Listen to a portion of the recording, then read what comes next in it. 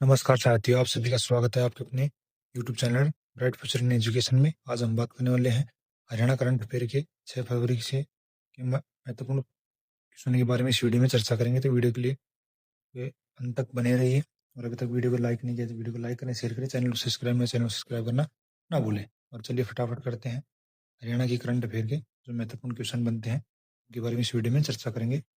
जो अभी हाल ही में हरियाणा पुलिस और ग्रुप डी की एग्जाम होने की तैयारी चल रही है, तो उसमें आपके लिए बहुत ही महत्वपूर्ण होगी। हर परीक्षा में करंट अफेयर के 2 से 5 क्वेश्चन लगभग पूछे जाते हैं।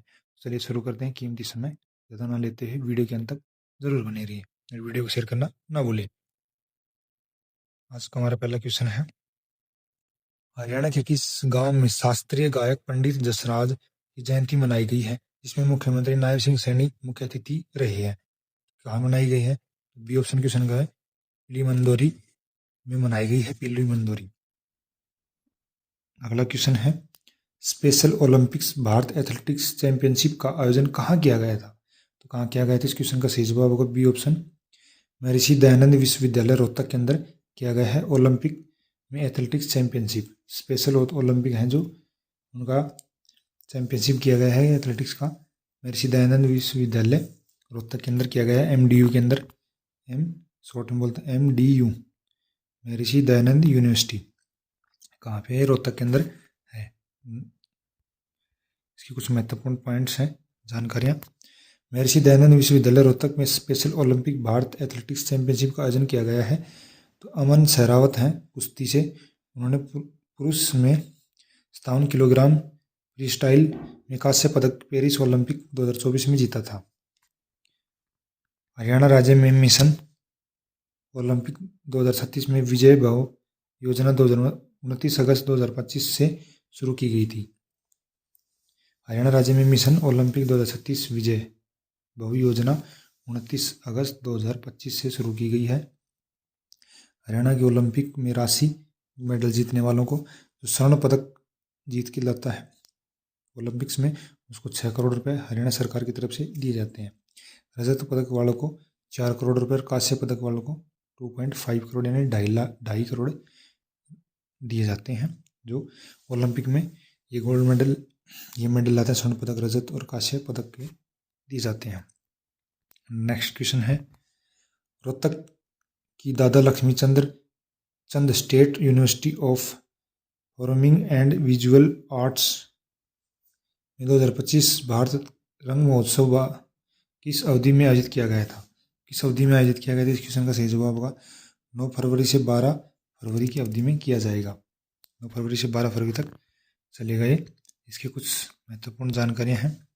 महोत्सव का परिचय, महोत्सव का नाम है 25वां भारत रंग महोत्सव या भारगम महोत्सव के नाम से भी जाना जाएगा।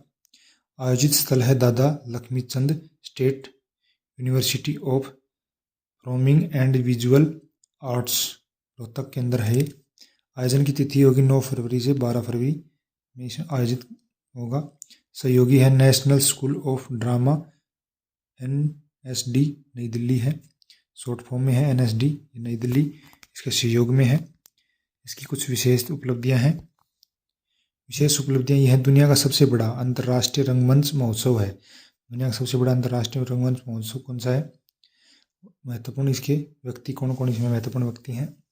डॉक्टर अमित आर्य कुलपति हैं VC दादा लक्ष्मीचंद स्टेट यूनिवर्सिटी के कुलपति हैं। Suman Vaid senior acting expert national school drama से हैं। अतिथि कलाकार हैं मालिनी अवस्थी, लोक गायिका हैं। मनोज तिवारी हैं सांसद व अभिनेता हैं। यशपाल शर्मा हैं बॉलीवुड अभिनेता हैं और मेघना मलिक है जो अभिनेत्री है। इसके अतिथि कलाकार हैं। नेक्स्ट क्वेश्चन है, 16वें वित्त आयोग की रिपोर्ट के अनुसार हरियाणा अपने स्वयं के कर राजस्व के प्रबंधन में देश के कौन से स्थान पर रहा है? तो कर राजस्व के देश के प्रबंधन कौन से स्थान पर रहा है? तो फर्स्ट स्थान पर रहा है। ये ऑप्शन इस क्वेश्चन का सही है, पहले स्थान पर रहा है। इसके महत्वपूर्ण कुछ जानकारी हैं। 16वें वित्त आयोग की रिपोर्ट के अनुसार हरियाणा अपने के कर राजस्व के प्रबंधन देश में अग्रणी राज्य में शामिल हुआ है। रिपोर्ट के अनुसार 2023-24 में हरियाणा को OTR कुल कर राजस्व का 80% रहा है। कितना फीसदी रहा है? तो 80% रहा है। हरियाणा बड़े राज्यों की श्रेणी में प्रति व्यक्ति GST संग्रह में देश में पहले स्थान पर रहा है। कुल राजस्व संग्रह के मामले में हरियाणा देश के 5वें राज्य में शामिल है। 5वें राज्य शीर्ष में शामिल है हरियाणा। नेक्स्ट क्वेश्चन है, तो दोस्तों आपने तो चैनल सब्सक्राइब करें, वीडियो को लाइक करें, शेयर करें। अगला क्वेश्चन है, हरियाणा के किस जिले से राज्य में सबसे पहले फेसलेस प्रॉपर्टी रजिस्ट्रेशन सिस्टम की शुरुआत की जाएगी? तो किस राज्य से शुरू की जाएगी सबसे पहले?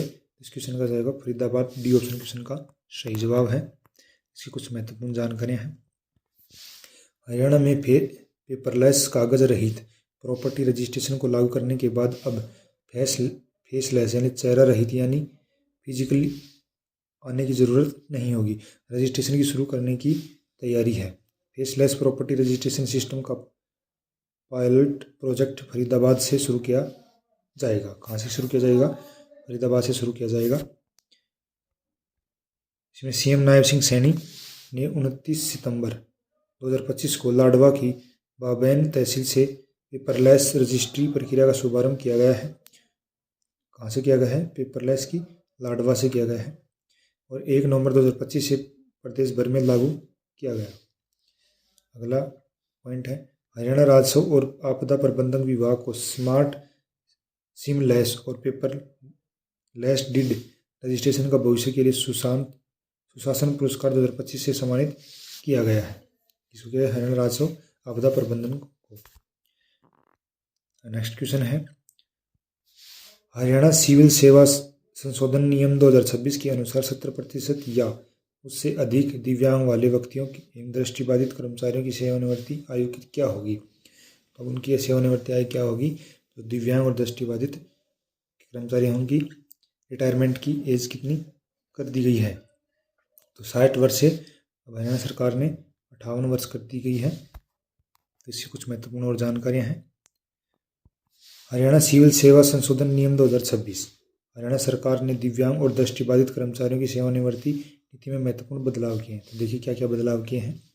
रिटायरमेंट आयु में बदलाव। दिव्यांग और दृष्टिबाधित कर्मचारियों की रिटायरमेंट आयु अब 60 वर्ष से घटाकर 58 वर्ष कर दी गई है। कितनी वर्ष कर दी गई? 58 वर्ष कर दी गई है। 58। पात्रता दिव्यांग या प्रतिशत। यह नियम उन कर्मचारियों पर लागू होगा जिनकी विकलांगता 70% या उससे अधिक हो। उनके लिए ये 58 वर्ष की रिटायरमेंट माना जाएगा। दृष्टिबाधित कर्मचारी हेतु नियम। या एक आंख वाले कर्मचारी को दृष्टिबाधित यानी जिनको एक आंख से ठीक दिखाई देता है, एक से नहीं दिखाई देता, इस श्रेणी में नहीं माने जाएंगे। उनको दृष्टिबाधित श्रेणी में नहीं माना जाएगा। उनकी रिटायरमेंट 60 वर्ष ही रहेगी। उनकी रिटायरमेंट भी 58 वर्ष में होगी। उनकी 58 वर्ष में ही रखी जाएगी। लेकिन उनको दृष्टिबाधित नहीं माना, लेकिन 58 वर्ष की मानी जाएगा। प्रमुख अपवाद जिन्हें राहत दी गई है। अब किन्हें कैसे राहत दी गई है? कुछ श्रेणियों के लिए रिटायरमेंट की आयु अब भी 60 वर्ष बनी रहेगी। किन किन के लिए 60 वर्ष बनी रहेगी? किन कर्मचारियों के लिए? ग्रुप डी के कर्मचारियों के लिए 60 वर्ष रहेगी। न्यायिक अधिकारियों के लिए 60 वर्ष की रिटायरमेंट की रहेगी। सेवा विस्तार, ये संबंध नए प्रावधान। क्या क्या प्रावधान है सेवानिवृत्ति के लिए? प्रावधान की समिति है। पहले सेवा के दौरान विकलांग होने पर सेवा विस्तार का लाभ मिलता था, इसे समाप्त कर दिया गया है। पहले जो सेवा के दौरान विकलांग होने पर सेवा विस्तार का लाभ मिलता था वो बंद कर दिया गया है। जांच प्रक्रिया। यदि कोई कर्मचारी सेवा के दौरान विकलांग होता है तो उसे 58 वर्ष की आयु से 3 महीने पहले विभागीय अध्यक्ष को सूचित करना होगा। अगर कोई जहाँ डिपार्टमेंट में काम कर रहा है उस टाइम कुछ घटना हो जाए, वो विकलांग हो जाए, तो उसको विभाग रिटायरमेंट यानी 58 वर्ष होने से पहले 3 वर्ष पहले या उससे पहले विभागीय अध्यक्ष होता है, उसको सूचित करना होगा कि मैं ऐसे विकलांग हूँ, ये मेरी समस्या है। तब वो 58 वर्ष में रिटायर हो सकता है, नहीं तो 60 में ही होगा। मेडिकल बोर्ड विकलांगता की जांच PGIMS रोहतक के मेडिकल बोर्ड द्वारा ही की जाएगी और रोहतक की PGI से मेडिकल की जांच की जाएगी, तभी ही मान्य होगा कि ये विकलांग है।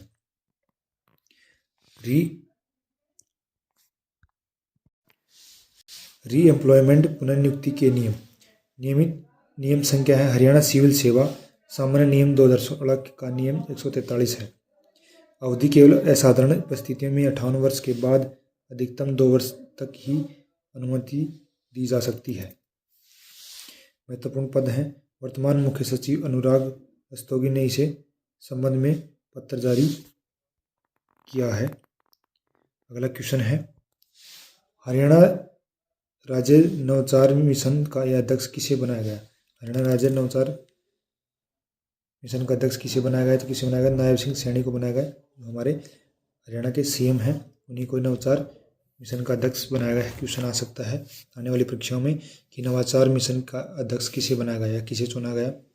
नायब सिंह सैनी को चुना गया है। इसके महत्वपूर्ण कुछ जानकारियां हैं। हरियाणा सरकार ने राज्य में इंडस्ट्री, कृषि और अन्य क्षेत्रों में नवाचार को बढ़ावा देने के लिए हरियाणा राज्य नवाचार मिशन की स्थापना की है। मुख्यमंत्री नायब सैनी इस मिशन के अध्यक्ष होंगे। इसकी और कुछ महत्वपूर्ण जानकारियां हैं। हरियाणा में राष्ट्रीय मधुमक्खी पालन एवं शहद मिशन योजना की शुरुआत 2020 में हुई थी। अटल मिशन योजना 6 फरवरी 2017 के अंदर शुरू हुई है। राष्ट्रीय गोकुल मिशन 16 जुलाई 2015 को पशुपालन डेयरी विभाग की हुई है। नेक्स्ट क्वेश्चन है,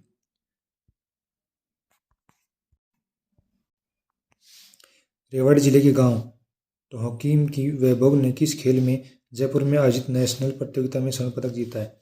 ढोंकी की वैभवी है जिसने जयपुर में आयोजित नेशनल प्रतियोगिता में स्वर्ण पदक जीता है। तो किस गेम में जीता है? तो टेबल टेनिस के अंदर जीता। सी ऑप्शन क्वेश्चन का सही जवाब होगा।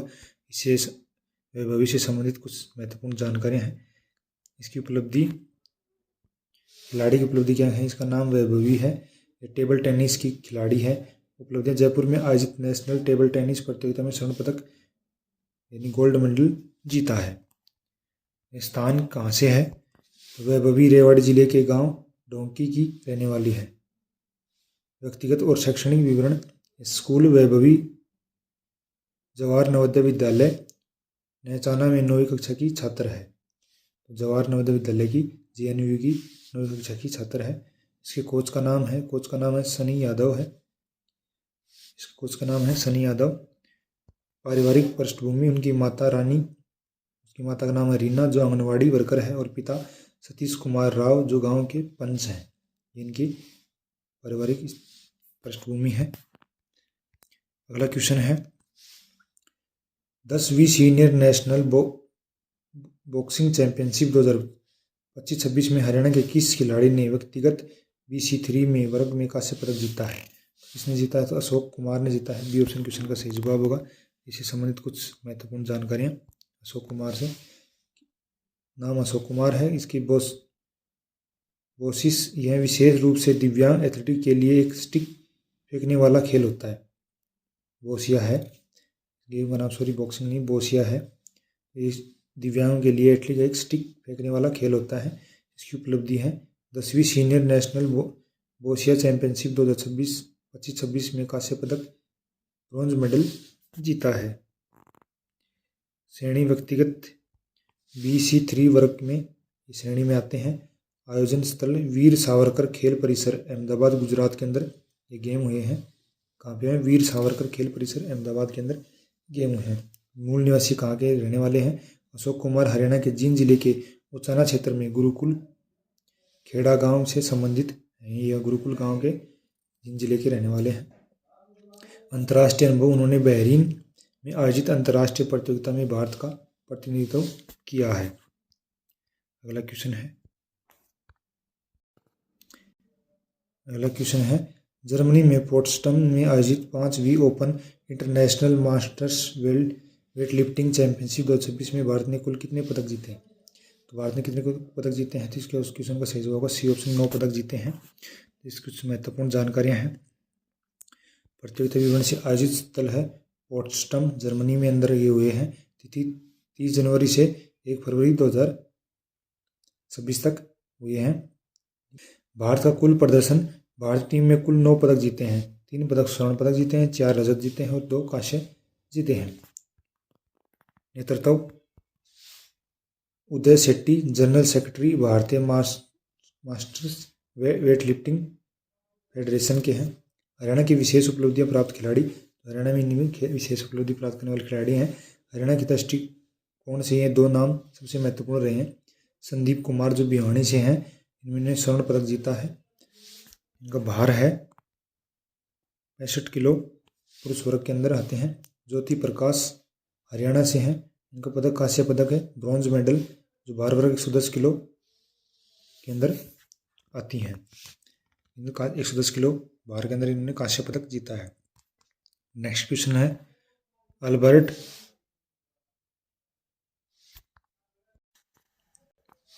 अल्बर्टा यानी कनाडा सरकार की मंत्री राजन सोनीन ने हरियाणा के मुख्यमंत्री नायब सिंह सैनी से किन क्षेत्रों में सहयोग बढ़ाने की चर्चा की है?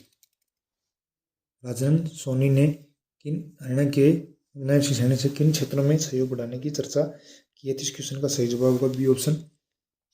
शिक्षा, स्वच्छ ऊर्जा, कौशल विकास और रोजगार के अंदर बढ़ाने की योजना की है। इससे कुछ महत्वपूर्ण पॉइंट बनते हैं। हरियाणा, अल्बर्टा, कनाडा द्विपक्षीय वार्ता। हाल ही में कनाडा के अल्बर्टा प्रांत की प्रतिनिधिमंडल ने हरियाणा के मुख्यमंत्री नायब सिंह सैनी से मुलाकात की है। मुख्य व्यक्ति तो सुश्री राजन मसानी स्वदेशी संबंधों की मंत्री अल्बर्टा सरकार है। प्रमुख विषय इस चर्चा में मुख्य रूप से 4 क्षेत्रों पर ध्यान केंद्रित किया गया है। तो कौन कौन क्षेत्र जिन पर ध्यान केंद्रित किया गया है?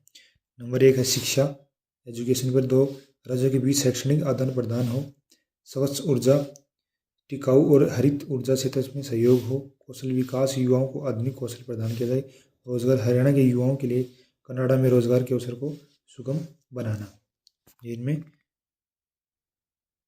मुख्य बात क्षेत्रों पर चर्चा केंद्र बने हैं। नेक्स्ट क्वेश्चन है 16वें वित्त आयोग की सिफारिश के अनुसार केंद्रीय सरकार करों में हरियाणा का हिस्सा कितने प्रतिशत से बढ़कर कितना प्रतिशत हो गया? इस क्वेश्चन का ऑप्शन है 1.093 था, 1.093 था, उससे बढ़कर 1.361 हो गया है। इसे कुछ महत्वपूर्ण पॉइंट्स हैं। वित्त आयोग और केंद्रीय कर हिस्सेदारी में वृद्धि। केंद्रीय करों में हरियाणा का हिस्सा 1.03% से बढ़कर 1.361% हो गया है। कुल अनुमानित राशि अगले 5 वर्षों में हरियाणा को 1 लाख करोड़ रुपए मिलेंगे। हरियाणा कितने मिलेंगे? 1 लाख करोड़ रुपए मिलेंगे 5 वर्षों के में। वार्षिक आवंटन 2026-27 में हरियाणा को 20,772 करोड़ रुपए मिलेंगे, जो पिछले वर्ष में 5,547 करोड़ रुपए अधिक होंगे पिछले साल से। तुलनात्मक वृद्धि यह वेतन वित्त आयोग की तुलना में 24.5% अधिक है। इसमें प्रमुख बजटीय आवंटन और फंड। रेलवे बजट हरियाणा को 3,566 करोड़ रुपए आवंटित किए गए हैं। इसमें अमृत भारत स्टेशन योजना के तहत 34 रेलवे स्टेशनों को आधुनिक बनाया जाएगा। तो क्वेश्चन आ सकता है कितने रेलवे स्टेशनों को आधुनिक बनाया जाएगा हरियाणा में? तो अमृत भारत के अनुसार 34 रेलवे स्टेशनों को आधुनिक बनाया जाएगा। स्टार्टअप फंड, हरियाणा सरकार स्टार्टअप के लिए 2,000 करोड़ रुपए का फंड्स स्थापित कर रही है। अगला पॉइंट है तकनीकी शिक्षा, AI, रोबोटिक्स और साइबर सुरक्षा के लिए 10,000 करोड़ रुपए का विशेष फंड गुरुग्राम, फरीदाबाद, पंचकुला के लिए महत्वपूर्ण है। स्वास्थ्य बायोफॉर्म शक्ति पहल के तहत 10,000 करोड़ रुपए और मेडिकल टूरिज्म के लिए 5,000 करोड़ रुपए रखे गए हैं। कृषि और पर्यावरण सुधार, भूमि सुधार, हरियाणा की 6 लाख एकड़ जल भराव और खारी भूमि को खेती योग्य बनाने के लिए विशेष प्रावधान किया गया है। जल संरक्षण, जलाशयों और अमृत सरोवरों के विकास पर जोर दिया जाएगा। उद्योगों का रोजगार शहरवार प्रभाव के महत्वपूर्ण कुछ बातें हैं। औद्योगिक क्लस्टर में पानीपत, यमुनानगर और अम्बाला के 200 पुराने औद्योगिक क्लस्टरों को पुनर्जीवित किया जाएगा। जो ये क्लस्टर उनको पुनर्जीवित किया जाएगा। कहाँ किन किन को किया जाएगा? पानीपत, यमुनानगर और अम्बाला वालों को। महिला उद्यमी, हरियाणा में 50% स्टार्टअप महिला चला रही हैं। स्वयं सहायता समूह के लिए इसे उद्यमिता हॉट विकसित किया जाएगा। स्टेम शिक्षा, प्रत्येक जिले में उच्च शिक्षा के स्टेम स्थानों में महिला छात्रावास बनाए जाएंगे। विरासत और पर्यटन, राखीगढ़ी हिसार, इस वैश्विक पहचान दिलाने के लिए बजट में विशेष ध्यान दिया गया है। कुछ राखीगढ़ी हिसार के वैश्विक दर पर पहचान दिलाने के लिए विशेष बजट पास किया गया इसके लिए। नेक्स्ट क्वेश्चन है, प्रदेश सरकार ने पहली बार मधुमक्खी पालन को बढ़ाने के लिए शहद को किस योजना में शामिल किया है? तो क्या शहद को किस योजना में शामिल किया है? तो इस क्वेश्चन का सही जवाब होगा भावांतर भरपाई योजना के अंदर शामिल किया है। बी ऑप्शन क्वेश्चन का सही जवाब होगा। दोस्तों, आपने अभी तक चैनल सब्सक्राइब नहीं, चैनल सब्सक्राइब करिए, वीडियो को लाइक करें, शेयर करें। रोज़ आपको करंट अफेयर के क्वेश्चन यहाँ पे देखने को मिलेंगे ताकि आने वाली परीक्षा में आपके लिए महत्वपूर्ण हो। आज के लिए इतना ही।